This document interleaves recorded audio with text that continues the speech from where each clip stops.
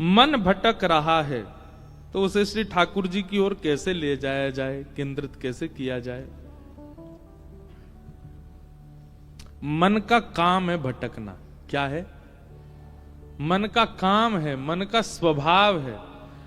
जैसे हम मानवों का स्वभाव है भूख लगना, हम मानवों का स्वभाव है प्यास लगना, हम मानवों का स्वभाव है प्रेम उमड़ना, दया आना, क्रोध आना। ऐसे ही मन का स्वभाव है भटकना, वो भटकता ही है। हां,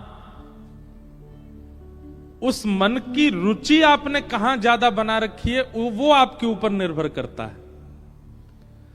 अगर वो रुचि कहीं ना कहीं ठाकुर जी के संबंध की आपने मन को दे रखी है तो मन आपका वहां ना भटक के यहां भटक। मीराबाई का भी तो भटक रहा था, पर मीराबाई का कहां भटक रहा था? वृंदावन में। तुकाराम जी का भी तो भटक रहा था, पर इनका मन कहां भटक रहा था? विट्ठल के इर्द गिर्द। रामदास बोढ़ाना नाम सुना? सुनाएंगे। रामदास बोढ़ाना। डाकोर जी का नाम सुना? डाकोर जी यहीं गुजरात में अहमदाबाद के पास में श्री डाकोर जी रणछोड़ राय भगवान का मंदिर है। वहां एक परम वैष्णव भक्त हुए, उनका नाम था रामदास बोढ़ाना।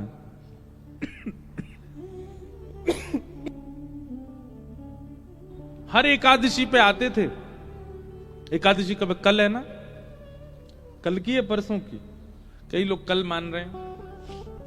और कल भैया सुबह हमारे बंग परिवार की ओर से, व्यासपीठ की ओर से, हम कोई अलग थोड़ी हैं, एक ही हैं, हम सब की ओर से कल श्री ठाकुर जी की ध्वजा जी पधराई जाएंगी। कितने बजे? 7 बजे सुबह। कल सुबह भोर होते ही ठाकुर जी हम लोगों को देखेंगे। वाह, दुनिया उठते ही ठाकुर जी को देखती है, कल ठाकुर जी उठते ही हम लोगों को देखेंगे, क्योंकि पहली ध्वजा यहीं से ठाकुर जी को पधराई जाएगी। तो रामदास बोढ़ाना, पहले हम अपनी बात पूरी कर दें। मन किसका नहीं भटक रहा? सबका भटक रहा है। गोस्वामी तुलसीदास जी का भटक रहा था, पर कहां भटक रहा था? राम जी में।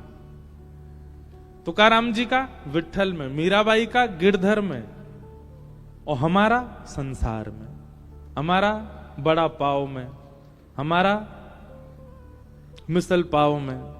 अब यही बोलूंगा मंच से, और चीजें तो बोलूंगा नहीं कि कहां कहां भटक रहा है। बहुत जगह भटकता है। किसी का मन रुपया में भटक रहा है। जो रुपया के आदी होते हैं ना, उनको सब जगह यही दिखता है। द्वारिका आके भी यूं सोचेंगे यहां पे पैसा कैसे कमाया जाता होगा, यहां के लोग धनार्जन कैसे करते होंगे। उसका मन वहीं भटक रहा है। कई लोगों का मन जो है वो प्रॉपर्टी डीलर ही बने रहते हैं। वो आके जहां पहुंचेंगे वहीं के दाम पूछेंगे, यहाँ की प्रॉपर्टी के दाम क्या हैं? अच्छा, इतने में मिलता है? बोले हाँ। कामी लोग जो हैं वो सब जगह काम ही देखते रहते हैं। लोभी लोग सब जगह लोभ देखते हैं। मन सबका भटक रहा है, भक्तों का भी भटका है। पर हां, भटका कहां? भटकने का मतलब क्या होता है? विचरना। विचरने को ही भटकना कहते हैं। हमारे ब्रज में भटकना का मतलब एक और होता है, फूटना। जैसे पुराने ब्रज के लोग होंगे ना, वो क्या कहते हैं? भटकना, भटकाए रोए। अब ये ब्रज भाषा का शब्द है, इसका अर्थ क्या हुआ? पटाखे फोड़ रहा है। तो पटाखे फोड़ने को क्या बोलेंगे ब्रज में? भटकना, भटकाए रोए। मन सबका भटक रहा है, क्योंकि मन का स्वभाव है भटकना। पर कहां भटक रहा है यह आवश्यक है जानना। अगर वो संसार में है और संसार के बहुव्यंजनों में है, तो आपका मन रोगी हो जाएगा। पर वही ठाकुर जी में विचरण करने लग जाए, ठाकुर जी में भ्रमण करने लग जाए, ठाकुर जी में भटकने लग जाए, तो वही एक भक्त की श्रेणी दिला देता। अब आपका प्रश्न यह है कि हमारा मन बहुत भटकता है संसार में, अब ठाकुर जी पर कैसे आए? ठाकुर जी तक लाने का मन को एक ही उपाय है कि मन को इतने भक्त चरित्र सुनाए गए, इतने वैष्णवों के भगवत चरित्र नहीं, ठाकुर जी के चरित्र बाद में सुनिएगा, ठाकुर जी के भक्तों के चरित्र पहले सुनो। उन भक्तों के चरित्र में ही रुचि बनेगी, और उस रुचि से ही मन ठाकुर जी में आएगा। अब सुनो रामदास बोढ़ाना का चरित्र सुनो। रामदास बोढ़ाना हर एकादशी आते थे द्वारिका, और उनका नियम क्या था? रात भर जागरण। एक तो पैदल चल करके आते थे डाकोर जी से अहमदाबाद के पास। आज भी यहां से बाय रोड जाओगे तो आपको 5 से 6 घंटे लगेंगे। उस काल में रामदास बोढ़ाना पैदल चल के आते थे, कितने दिन लगते थे उनको। और ऐसी तिथि पर आते थे कि 10वीं को यहां पहुंच जाते और गोमती सागर में स्नान करते। गोमती सागर में स्नान करने के बाद किसी द्वारिकावासी से या मंदिर की भिक्षा ग्रहण करके और कीर्तन में बैठ जाते, और कीर्तन करते करते करते एकादशी को प्रारंभ करते, और एकादशी होते ही ठाकुर जी का दर्शन करते। उनका नियम था ये। और फिर दर्शन करके फिर पैदल जाते, और पैदल वहां पहुंचते, बस 1-2 दिन वहां रुकते। इतने में फिर दूसरी एकादशी का समय आता, फिर पैदल आते, फिर यहां आके दर्शन करते। मतलब उनका जीवन यही था, बस पैदल आना जाना, द्वारिकाधीश का दर्शन करना।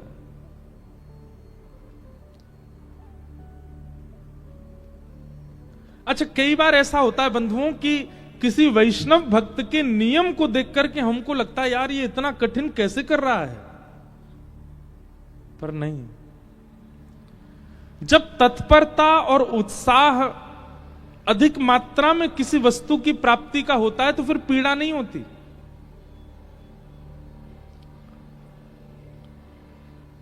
ध्यान से सुनिएगा बात को। जब तत्परता, उत्साह, एक्साइटमेंट किसी वस्तु की प्राप्ति का होता है तो फिर उसमें पीड़ा नहीं होती। किसी लड़का को कोई लड़की पसंद आ जाए तो फिर उसके लिए चाहे जो करना पड़े उसको पीड़ा नहीं होती। फिर नस काट लेगो हाथ की, हॉस्पिटलाइज्ड रह जाएगो बेचारो, रात भर भोजन नहीं करेगा, दुख भरे गाने सुनता रहेगा। हमने भी दर्शन किए कई आशिकों के लोगों को लगता है कितनी पीड़ा में, उसको पीड़ा नहीं है, वो बहुत प्रसन्न है। ऐसे ही पड़े रहने दो, अरिजीत सिंह के गाने चलने दो भाई, रोने दो थोड़ा मुझको। हमको लगता कितनी पीड़ा में, वो पीड़ा में नहीं है। वो अपने किसी प्रियतमा को प्राप्त करने के लिए उस मार्ग पर चल पड़ा है कि अब उसको भोजन मत दो। आप 2-2 दिन बिना भोजन के रह लेगा, भूखे ही नहीं लगी है। क्यों? प्रेम सवार हो गया चित्त पर, प्राप्त करना उसको। और फिर उससे ब्याह करा दो, 1-1.5 साल बाद फिर भोजन नहीं कर रहा है। क्यों नहीं कर रहा है? कहा बताऊं, अब तो ऐसा मन हो रहा है वैराग्य ले लूं, मैं विरक्त हो जाऊं। अब मेरे भोजन सब रुचि मेरी उठ चुकी है।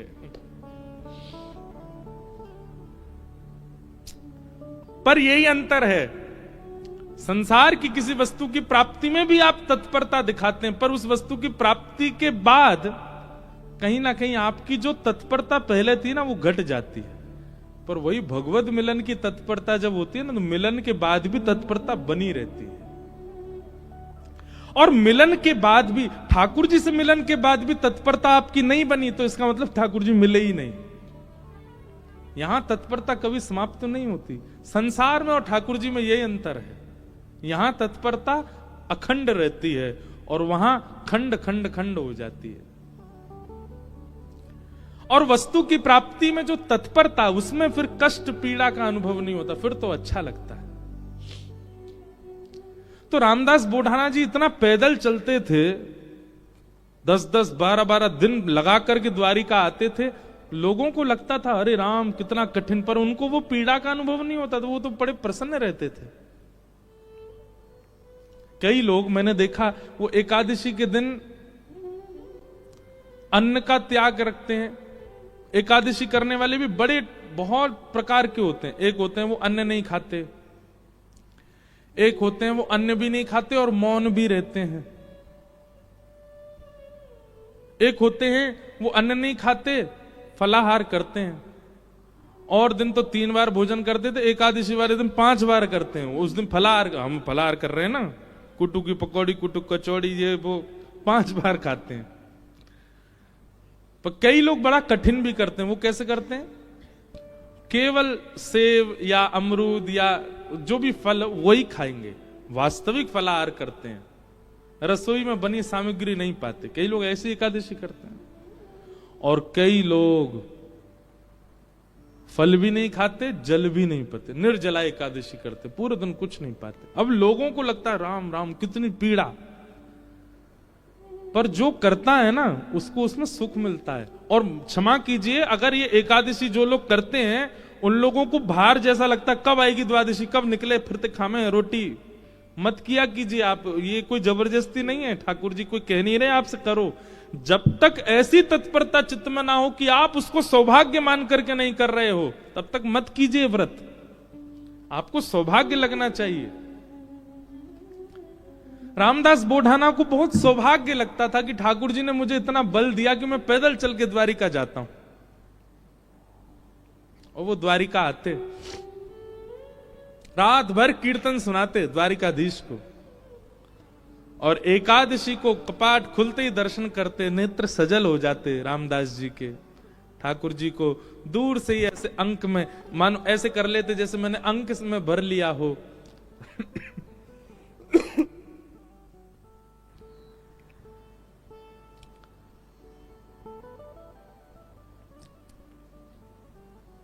ठाकुर जी दया आ गई एक दिन, और रामदास बोढ़ाना से ठाकुर जी बात करने लगे। उनके स्वप्न में या उनके चिंतन में ठाकुर जी प्रकट हो गए और द्वारिकाधीश बोले, ए रामदास तुम इतना परिश्रम करके मत आया करो। रामदास बोढ़ाना बोले, मुझे तो बहुत अच्छा लगता है, आपको क्यों पीड़ा हो रही? बोले, तुमको अच्छा लगता है पर मुझे लग रहा है कि तुमको पीड़ा होती है और उस पीड़ा से मुझे पीड़ा होती है। भक्त भक्ति भगवंत गुरु चतुर नाम बपु एक। जब व्यक्ति भक्ति करते करते करते करते करते करते उसकी चरम स्थिति में आ जाता है ना, तो फिर उसको मिलने वाली पीड़ा ठाकुर जी को भी अनुभव होने लगती है, उसको मिलने वाला सुख ठाकुर जी को भी अनुभव होने लगता है, उसको मिलने वाला प्रसाद ठाकुर जी पा लेते हैं। संसार में केवल कहा जाता है,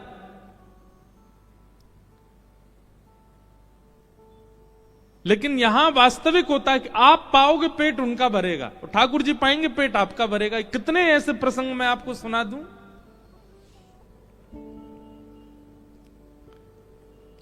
हमारे राधा कुंड में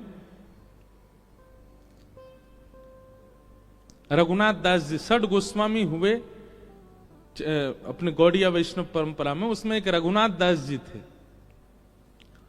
बहुत अच्छी अच्छी लीला है रघुनाथ दास जी की। तो रघुनाथ दास जी का नियम था, केवल फलाहार करते थे। धीरे धीरे धीरे उन्होंने फलाहार भी छोड़ दिया, केवल दूध पीने लगे। धीरे धीरे उन्होंने वो भी छोड़ दिया, एक एक करुआ केवल छाछ पीते थे, उसी से पूरा दिन निकालते थे। एक दिन वो बहुत जोर से बीमार पड़ गए। कोई उनको देखने के लिए वैद्य आया। वैद्य ने आकर के जैसे देखा, पहले तो नाड़ी पकड़ के वैद्य बता देते थे क्या रोग है, तो नाड़ी पकड़ के देखा तो वैद्य बोला इनका पेट खराब हो गया है, अपच हो गई है। तो वहां जितने लोग खड़े थे वो सब बोले ये तो केवल छाछ पीते हैं, इनको अपच कैसे हो गई? केवल छाछ पीने वाले को अपच कैसे हो सकती है? तो उस समय गोसाई श्री विठलनाथ जी, जिन्होंने श्रीनाथ जी की सेवा मतलब वल्लभाचार्य जी के पुत्र गोसाई श्री विठलनाथ जी, वो गोवर्धन में ही विराजते थे। उनको पता चली कि रघुनाथ दास जी बड़े बीमार हो गए, तो वो भी मिलने आए। मिलने तो आए, लेकिन व्यंग में आके बोले, हे रघुनाथ, हमने तो सुना था कि तुम केवल छाछ पीते हो, पर वैद्य से पता चला तुमको अपच हो गई है। इसका मतलब चोरी चुपके खूब माल उड़ाते हो, खूब धुआंधार जो है मालपुआ उड़ाते हो, तभी तुमको अपच हो गई है। रघुनाथ दास जी बोले, नहीं मैं तो छाछ ही पीता हूं। बोले, फिर तुमको अपच कैसे हो गई? बोले, मैं तो प्रत्यक्ष रूप से छाछ पीता हूं, पर जब मैं मानसी में जाता हूं, नेत्र बंद करके चिंतन में जाता हूं, वहां प्रिया प्रियतम 56 भोग खिलाते हैं, उससे अपच हो गई मेरे को। और वो अपच प्रत्यक्ष में दिखने लगी।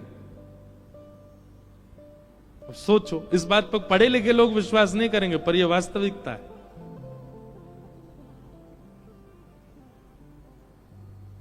वो प्रत्यक्ष में नहीं पा रहे हैं, पर अप्रत्यक्षानुभूति, वो नेत्र बंद करके जब अपने मानसी भाव में जाते हैं, वहां ठाकुर जी उनको बढ़िया लड्डू पवाते हैं, पूड़ी पवाते हैं, रबड़ी पवाते हैं। उससे अपच प्रत्यक्ष शरीर को हो गई। ये बात सुनकर के गुसाई जी के नेत्र सजल हो गए। रघुनाथ दास जी को हृदय से लगा लिया, बोले जय हो, तुम्हारी भक्ति को प्रणाम कि तुमको ठाकुर जी प्रत्यक्षानुभूति करा देते हैं।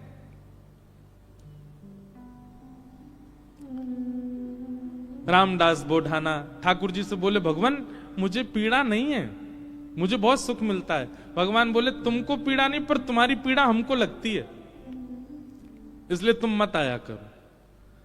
रामदास बोढ़ाना बोले इससे बढ़िया तो मेरे प्राण चले जाएं, मैं आपको देखे बगैर नहीं रह सकता। अगली एकादशी पर आप मेरे सामने नहीं होंगे तो मेरे तो प्राण ही चले जाएंगे। भगवान बोले, काम करें? बोले क्या? हम तुम्हारे साथ चलें, तुम्हारे गांव, वहीं रह ले, तुम्हारे पास ही। एकादशी क्या तुम हर दिन हमको देख लिया करना। रामदास बोढ़ाना घुटनों पर बैठ कर रोने लगे, बोले, हे द्वारिकेश, ये कैसी आज्ञा कर रहे हैं आप? ये असंभव है। बहुत दीनहीन गरीब व्यक्ति हूं, मेरे घर में खप्पर भी नहीं है, कहां रखूंगा, कहां बैठाऊंगा? और ये तो आप बस बोल रहे हो ऐसी प्रेम, बस ये हो नहीं सकता। ठाकुर जी ने तुरंत अपनी पोटली दिखाई, बोले, हमने पहले तैयारी कर रखी है, देखो अपनी पोटली बांध रखी है, इसमें सारी पीतांबरी धरी हमारी, मुकुट वुकुट ये सब टिपारा विपारा सब धर के चल रहे हैं हम। बढ़िया द्वारिका में हमारी बहुत अच्छी व्यवस्था हो रखी है, सब ले चलेंगे, तुमको कुछ नहीं करना पड़ेगा, इसी से हमारा श्रृंगार कर दिया करना। रामदास जी बोले, आप सच बोल रहे हैं क्या? ठाकुर जी बोले, हम सच बोल रहे हैं, हम चलें तुम्हारे साथ, वहीं रहेंगे तुम्हारे पास ही, रोज देख लिया करना। रामदास जी बोले, फिर द्वारिका का क्या होगा? ठाकुर जी बोले, हम जहां बैठ जाएं द्वारिका वही है। और रही बात, जब एक साथ हम 5 रूप धारण, हजारों रूप धारण कर सकते हैं, तो 2 रूप भी धारण कर लेंगे। आज तक तुमने एकादशी जिस रूप को देख करके की है, वो रूप तुम्हारे पास रहेगा, यहां एक दूसरा व्यवस्थित हो जाएगा। रामदास जी को पूरी तरह यह विश्वास हो गया कि ठाकुर जी मजाक नहीं कर रहे, ये सच बोल रहे हैं, ये चलेंगे मेरे संग। नियम का फल ये मिलता है। देखो, एक नियम को जब व्यक्ति तत्परता से करता है तो ठाकुर जी ऐसा देते हैं उसको। कई लोग कह देते हैं एकादशी पर भूखे रहने से भगवान को कोई, इससे थोड़ी प्रसन्न होंगे भगवान। ठाकुर जी प्रसन्न नहीं होते हैं, पर आपकी तत्परता ठाकुर जी देखते हैं। आजकल बच्चे ऑफिस जाते हैं, ऑफिस का टाइम क्या 9 बजे, अब कोई आवे 9:30, कोई आवे कोई आवे 9:45। अब उसको सब लोग, जो टाइम पे आने वाला बच्चा, उसकी सब मजाक उड़ाते हैं, बोले तू भी क्या पागल है, 9 ही बजे आ जाता है बिल्कुल। अरे सैलरी ले रहे हैं, मेहनत करनी है, ठीक है, टाइमली, ठीक है, थोड़ा आधा पौना घंटा ऊपर नीचे चलेगा, लेकिन वो बालक कहता नहीं, ये मेरी तत्परता, मैं 9 बजे ही आऊंगा।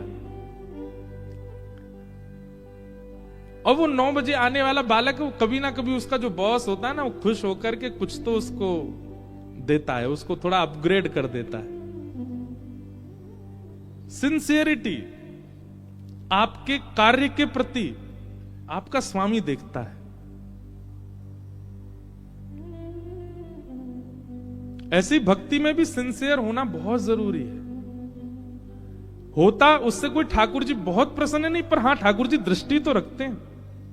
परिक्रमा लगा रहा है, कैसे लगा रहा है, एकादशी कर रहा है, कर कैसे रहा है, तिलक स्वरूप करता है, उस समय क्या उच्चारण करता है, मंदिर जाता है, प्रसाद कैसे पाता है, दर्शन कैसे करता है, इन सबके प्रति जो आपकी सिंसियरिटी, वो ठाकुर जी देखते हैं। रामदास को ठाकुर जी बोले, अब तो तुम जाओ, अगली बार बैलगाड़ी लेके आना। कैसे लेके जाओगे हमको? बैलगाड़ी में तुम्हारी में चलेंगे। रामदास जी चले गए, बैलगाड़ी ढूंढी, कहीं बैलगाड़ी नहीं मिली, बूढ़े बूढ़े बैल मिले, छोटी सी टूटी फूटी सी बैलगाड़ी मिली। रामदास जी बैलगाड़ी लेके द्वारिका आ गए। द्वारिका आए, आज सब लोग बोले, क्यों रे भाई रामदास, अब तो तुम बैलगाड़ी में आने लग गए। रामदास जी बोले अब वयोवृद्ध हो गए ना, तो अब चला हो नहीं पाता, तो बैलगाड़ी से आए। बोले बहुत अच्छा। रामदास जी आए, प्रसाद आदि गोमती सागर में स्नान किया, प्रसाद पाके रात में कीर्तन करने लगे। सब चले गए, रामदास जी कीर्तन कर रहे थे।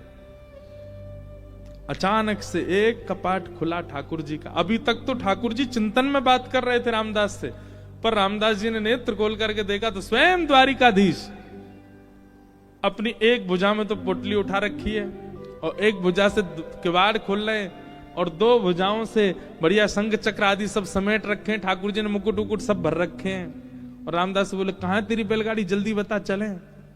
जैसे कोई भागता है घर छोड़ के, ऐसे ठाकुर जी भाग रहे थे। आज भी मंदिर दर्शन करने जाओ आप तो द्वारिकाधीश जी की जब परिक्रमा करेंगे तो पीछे ही रामदास बोढ़ाना जहां से जिस खिड़की से ले गए ठाकुर जी को, वो खिड़की है अभी भी मंदिर में। ठाकुर जी निकल के बाहर आ गए। चलो, रामदास जी को तो विश्वास ही नहीं हो रहा है, स्वयं द्वारिकाधीश मेरे साथ जा रहे हैं। चतुर्भुज हैं, बढ़िया चल रहे हैं, पीतांबरी पहन की, चंदन की सुगंधी आ रही है, केसर जैसा पूरा माहौल आच्छादित हो गया उससे। ठाकुर जी जैसे ही गए, रामदास जी बोले भगवान टूटी फूटी बैलगाड़ी है, बैठ जाओ। ठाकुर जी ने जैसी बैलगाड़ी देखी, ए रामदास त्रिलोकी का भार लेकर के मैं इन पे बैठा, तेरे बैल तो दब जाएंगे नीचे।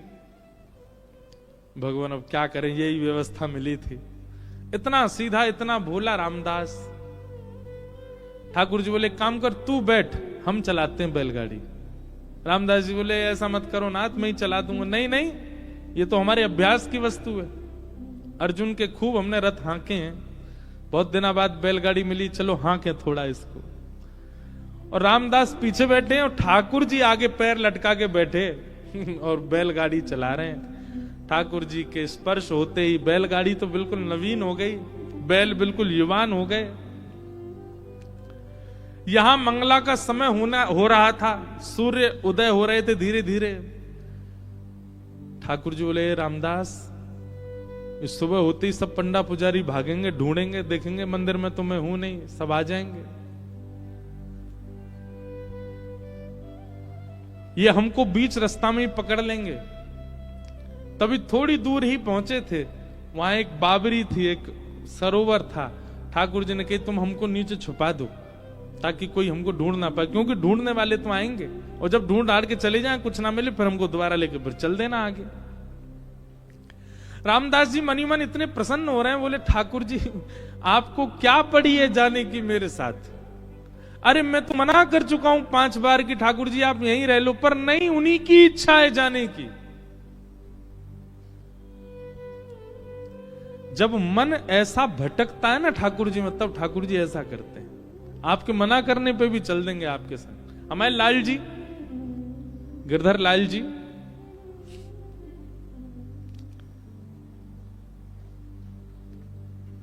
ये ऐसे ही आए हमारे पास।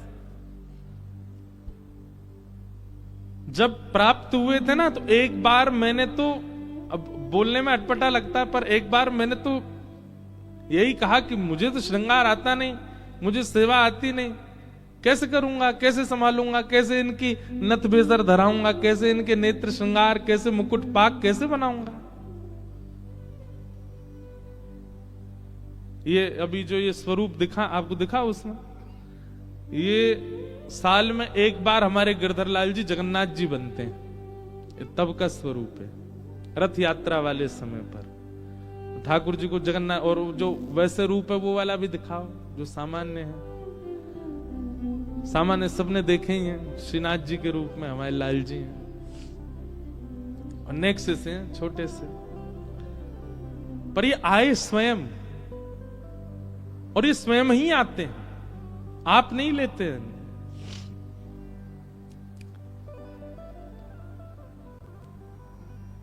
रामदास नीचे बावरी में ले जाकर के द्वारिकाधीश जी को छुपा दिया। पीछे से सब पुजारी दौड़े दौड़े आए,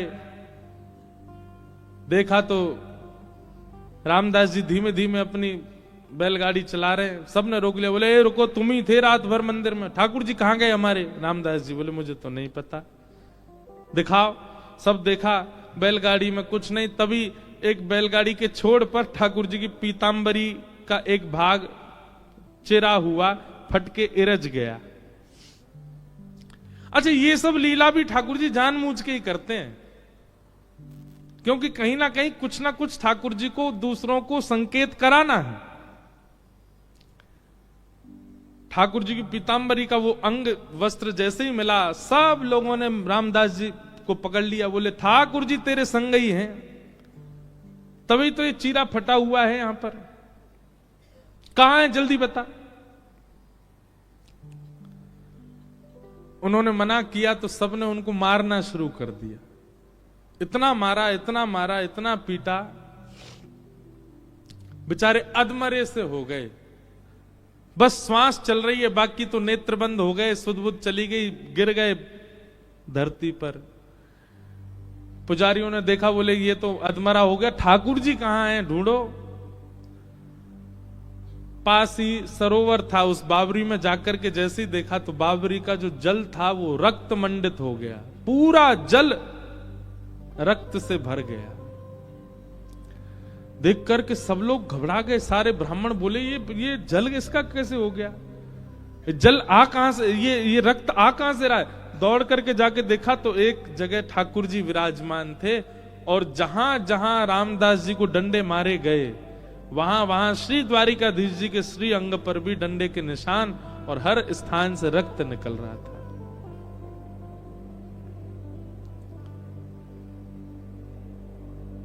सब पुजारी जी चरणों में गिर गए, सब ब्राह्मण देवता बोले भगवान ये क्या हो गया, बोले ये क्या हो गया, मेरे भक्त को मारते हो, मेरी इतनी आराधना करी, मेरी इतनी सेवा करी, इतना अर्चन किया, उसके बाद भी ये नहीं समझ पाए कि मेरे भक्त और मुझ में कोई अंतर नहीं है। सब क्षमा याचना करने लगे। ठाकुर जी बोले अब कुछ नहीं होगा, अब तो हम रामदास के साथ ही जाएंगे और वहीं रहेंगे। और ठाकुर जी सब देखते रह गए, लेकिन रामदास जी के साथ में ऊपर आए ठाकुर जी, और आकर के रामदास जी को जैसे हृदय से लगाया, सारे घाव ठीक हो गए, और कहा ले चलो हमको। ठाकुर जी गए सीधे और डाकोर जी में जाकर के रामदास जी के यहां विराजमान हो गए, और उनका नाम पड़ा रणछोड़ राय भगवान। बोलो रणछोड़ राय भगवान की। उनके यहां ठाकुर जी विराजे। सब ब्राह्मणों ने जाकर के निवेदन किया, भगवान से प्रार्थना की, बोले प्रभु आप द्वारिका छोड़ के यहां चले आए, और द्वारिका का कैसे अब भरण पोषण होगा, इतने दर्शनार्थी आएंगे, सब होगा कैसे चलेगा। और सबसे बड़ी बात, ये सारे ब्राह्मण ये सब आपके द्वारा बसाए हुए हैं द्वारिका में, इन सब का जीवन भरण पोषण सब आपसे चलेगा, और आप ही चले गए, अब हम कैसे अपने खाएं पिए, क्या करें, हमारा जीवन यापन कैसे होगा। ठाकुर जी बोले बस यही अंतर है, भक्त कभी भी ये नहीं पूछता कि मेरा जीवन यापन कैसे होगा, वो यही पूछता है कि आप कैसे मिलोगे। और आप लोगों को कहीं ना कहीं ये चिंता है कि आप लोगों का भरण पोषण कैसे होगा। तो एक काम करते हैं, हम अपने भार के समान आप सबको सोना दे देते हैं, उतना स्वर्ण ले जाओ, चलेगा। सब ब्राह्मण बोले ठाकुर जी भारी तो खूब है, इनके भार के समान सोना मिल जाएगा तो आनंद ही हो जाएगा। ठाकुर जी बोले वैसे ब्राह्मण देवता सब बोले चलेगा तो नहीं, लेकिन फिर भी अब आपकी इतना प्रेम है रामदास से, तो आप तो रह लो यहीं पे, दे दीजिए, इतना सोना ही दे दीजिए हमको, और क्या करें। भगवान बोले लाओ तराजू लाओ। ब्राह्मणों ने सबने तराजू की व्यवस्था करी, बढ़िया सब। एक तरफ ठाकुर जी बैठ गए, ठाकुर जी बैठते ही रामदास, ए रामदास चलो लाओ, दूसरी तरफ सोना रखो, तोलो हमसे, और हमारे बराबर का दो सब ब्राह्मणों को। रामदास जी बोले भगवान ये बात नहीं बनेगी, मैंने पहले ही मना किया था, मेरे यहाँ तो खप्पर ही नहीं है, घर में पानी आ जाता है, मेरे यहाँ कोई व्यवस्था नहीं है। आपने ये बात आपको पहले से पता थी, आपने फिर भी देखो अब सबके आगे मेरी नाक कटवा रहे हो आप। अरे कुछ व्यवस्था नहीं है मेरे पास, मेरे पास महीना भर में जो व्यवस्था होती उससे मैं द्वारिका आ जाता था, बस इतनी व्यवस्था थी। और इन ब्राह्मणों को कैसे दूं मैं?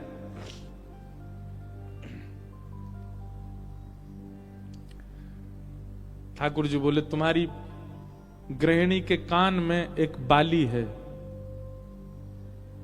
स्वर्ण की, वो लेके आओ, उससे हमको तोल दो। रामदास जी बोले बाली से तोलना? बोले हाँ उसी से तोलो, अभी हम चमत्कार दिखाते हैं। रामदास जी गए, अपनी पत्नी के कान से बाली निकलवा के लिए आए, और जैसे ही रखा तराजू में तो वो तो नीचे चली गई, ठाकुर जी ऊपर आ गए, बिल्कुल लटक गए ऊपर ही। और सब ब्राह्मणों से बोले लीजिए, हमने तो कही थी बराबर का सोना, ये हमसे ज्यादा है, देखो हम ऊपर चले गए, ले जाओ इसको। आप बहुत बाली, और इससे आप इतने हल्के हो गए। ऐसा मत करो भगवान। सबने हार मान ली ठाकुर जी के। करो गोमती सागर में स्नान करो, गंगा में स्नान करो, आप दुनिया भर की वस्तु मांगते हो, पर हर बार हमारी कही एक बात कहिएगा, पहली डुबकी लगाते यही मांगो, हमें सरल बना दीजिए। हे गंगा मैया, हे गोमती मैया, हे समुद्र नारायण, हे कुंभराज प्रयाग, हमें सरल बना दो, हम सरल चित्त हो जाएं। क्योंकि ठाकुर जी को सबसे पहला लक्षण तो सरल चित्त ही चाहिए, वो होना बहुत आवश्यक है।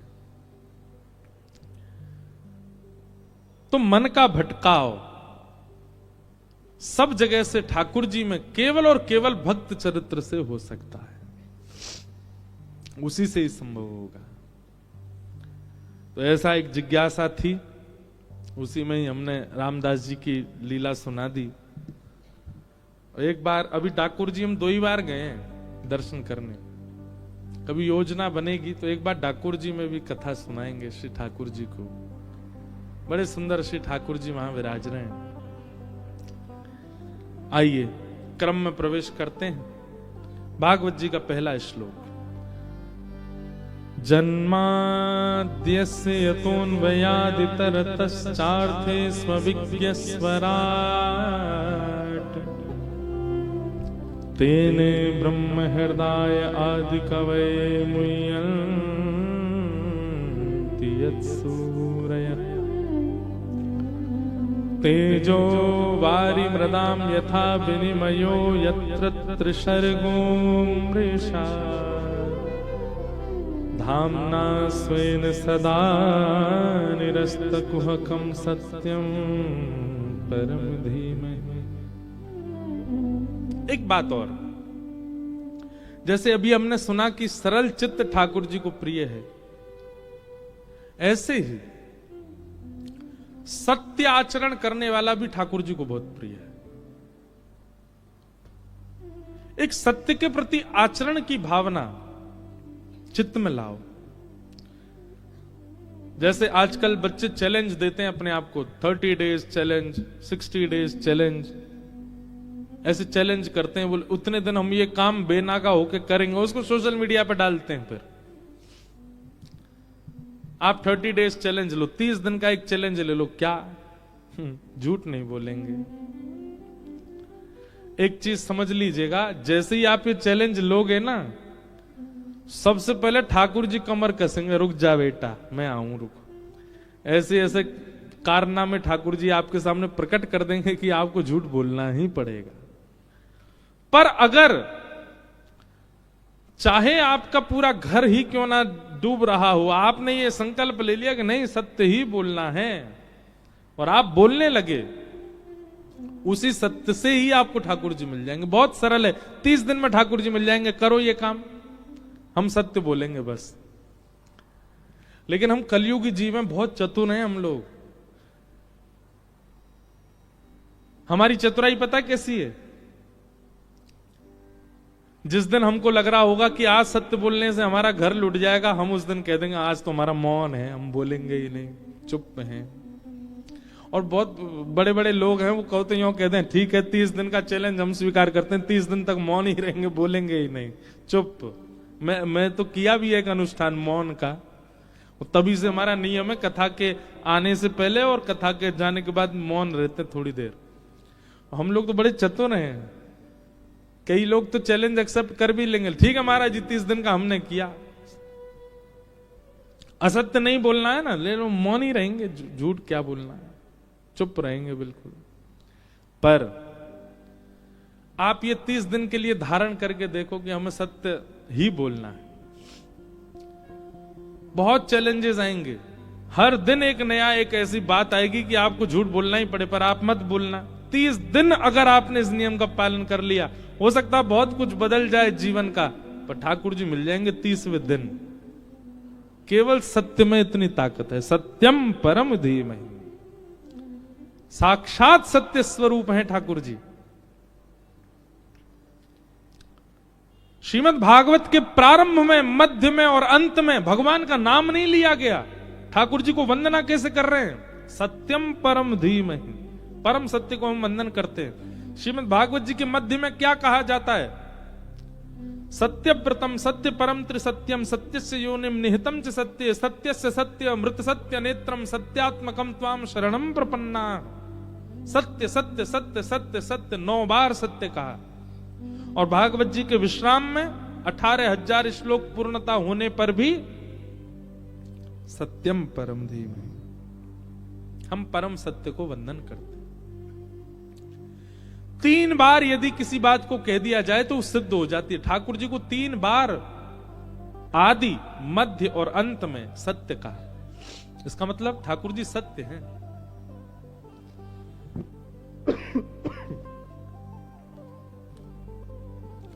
कोई सत्याचरण का नियम बना ले, मिल जाएंगे ठाकुर जी उसको। पर याद रहे, बहुत कुछ छूटेगा, बहुत कुछ लूट सकता है, बहुत कुछ अलग हो सकता है। इसलिए इस चैलेंज को लेने से पहले इस चीज का ध्यान रखिएगा। भगवत प्राप्ति के पथ पे जब आप चलना प्रारंभ करते हैं ना, तो आपके जीवन में आने वाली परीक्षा कोई और नहीं लेता, स्वयं ठाकुर जी ही लेते हैं।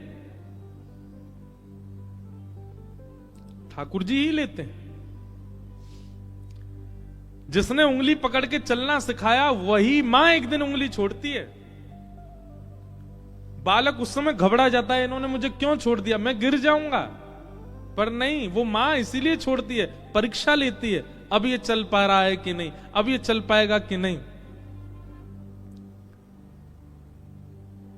गिरता है, पड़ता है, उठता है, रोता है, लेकिन फिर भी मां उसको एकांत छोड़ती है ताकि चलना सीखे। ठीक वैसे ही भक्ति पथ पर जब आप चलते हैं और किसी नियम संकल्प के साथ जब आप चलते हैं, है वो भक्ति का पथ, तो वहां आने वाली परीक्षा भी ठाकुर जी ही लेते हैं, आपको और सुदृढ़ बनाने के लिए।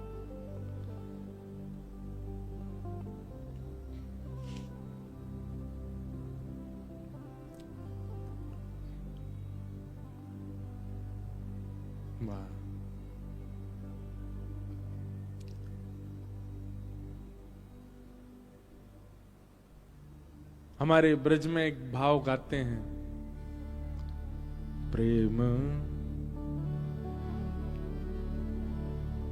नगर की डगर है कठिन रे, बटोही न करना बसेरा,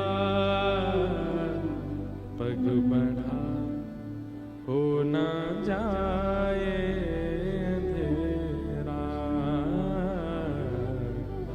पग बढ़ा हो न जाए अंधेरा।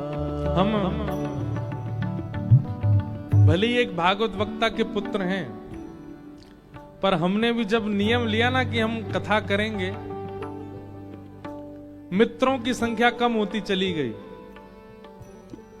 प्रियजनों की संख्या कम होती चली गई। कहां तक कहें, किसी को बुरा लगेगा इसलिए स्पष्ट तो नहीं बोलेंगे, पर परिवार में भी कई बच्चे, कोई चार्टर्ड अकाउंटेंट है, कोई डॉक्टर की तैयारी कर रहा है, कोई कुछ कर रहा है, वो लोग भी ऐसे देखते थे ये तो क्या कथा करेगा।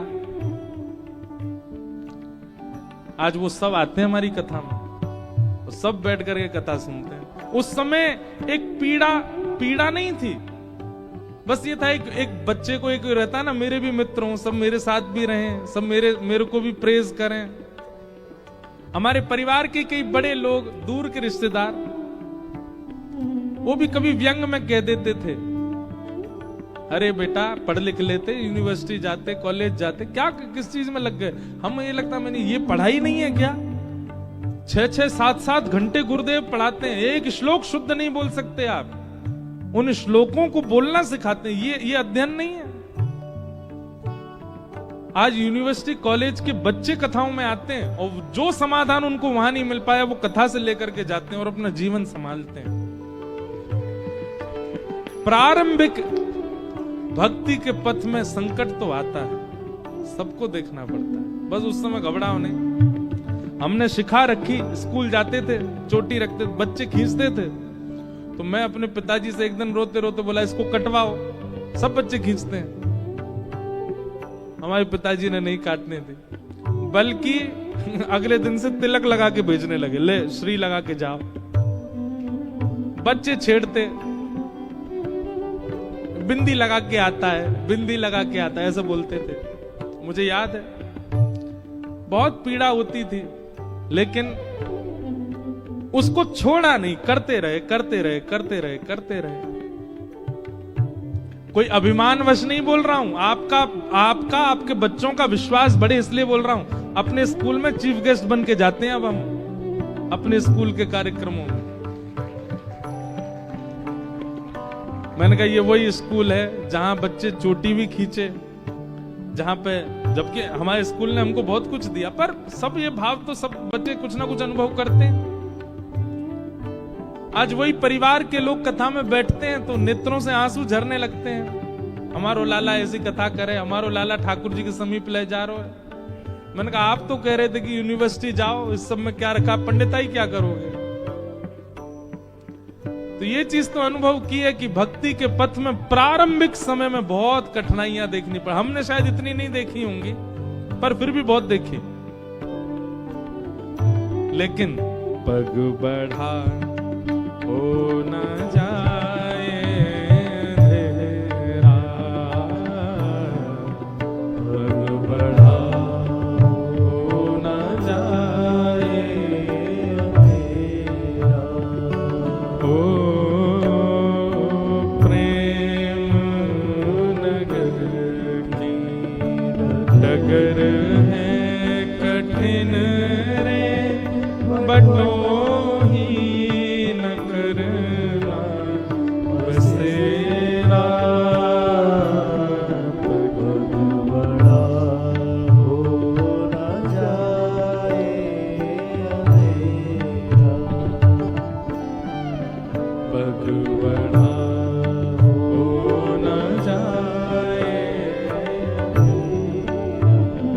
अच्छी बात क्या? मन का रतन रख जतन से अनाड़ी, मन का रतन रख जतन से अनाड़ी, मन का रतन रख जतन से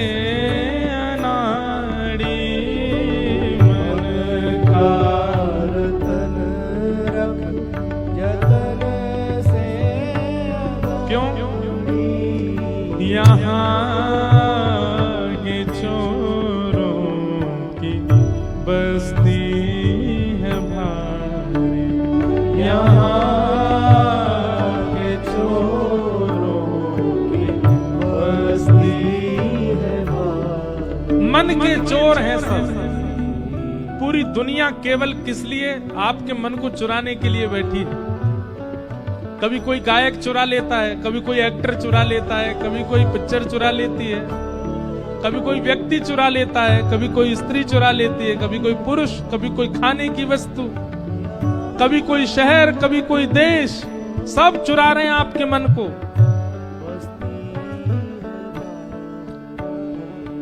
ज्ञानी लुटे गुमान